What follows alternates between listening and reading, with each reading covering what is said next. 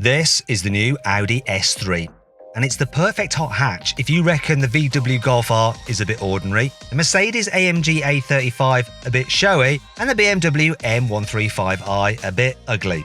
And here's the CarWow top 10 things you need to know about it.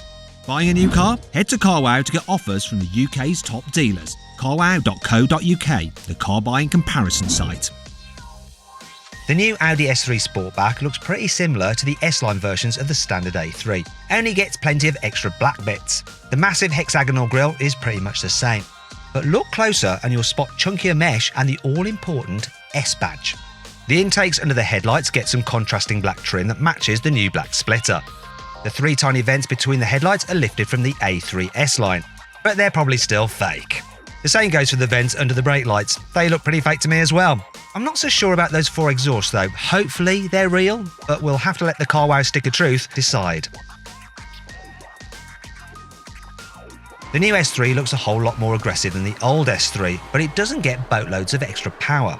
Audi's fitted it with the same basic 2-litre turbocharged 4-cylinder petrol engine the old car had, and they've only tweaked it a bit, so it now produces 310 horsepower instead of the old car's 300.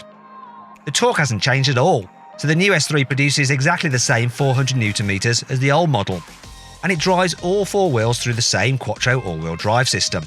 Because you can't have an Audi S model without Quattro, can you? The latest A3 gets a smart-looking interior, so Audi didn't go wild changing things for the new S3. The dashboard has the same sweeping design, and those air vents still look like they've been pinched from a Lamborghini Urus, and look a little bit out of place in this particular car.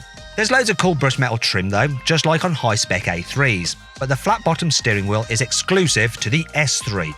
The seats are a bit more racy than the ones in the regular A3 too, and you can get them with some pretty bold contrasting stitching if you fancy it. New cars are supposed to be faster than the models they replace, right? Well, not in this case.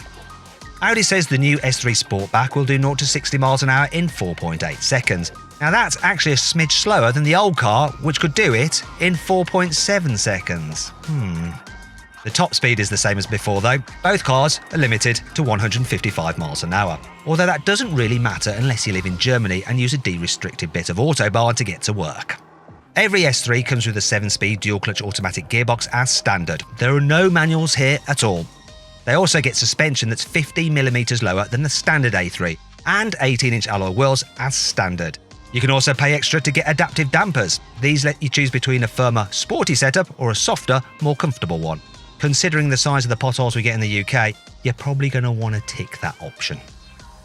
The new Audi S3 is about a centimetre longer than the regular A3, but it's exactly the same width. This means you get the same amount of space inside it, so it should be fine for 4 adults, but 5 will find it a bit of a squeeze.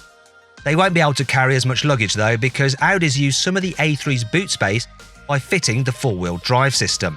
This means you can carry 320 litres of stuff in the S3 compared to 380 in the regular A3 Sportback. If you don't like hatchbacks, there's also a new S3 Saloon. It's not quite as practical though as the boxier S3 Sportback, but I reckon it looks better. It's almost like a mini RS4, you know, from the back when Audi used to make the RS4 Saloon. Wish they still did really. You can get the latest A3 with a load of high-tech features, and the new S3 is no different. So there's the usual automatic emergency braking, parking sensors and blind spot warning. And you can get adaptive cruise control with lane keeping assist. The new S3 also gets Car 2X technology, so other cars can warn you about traffic jams and tailbacks up ahead, and even help you find a parking space. You also get Apple CarPlay and Android Auto smartphone mirroring, along with satellite navigation, a built-in Wi-Fi hotspot, and wireless charging. You know, the usual Audi stuff you normally have to pay extra for. Audi loves to make a big song and dance about its new releases, normally by selling some special edition versions when they first launch. For the S3, it's called these limited editions Edition 1, which isn't particularly imaginative now, is it, Audi?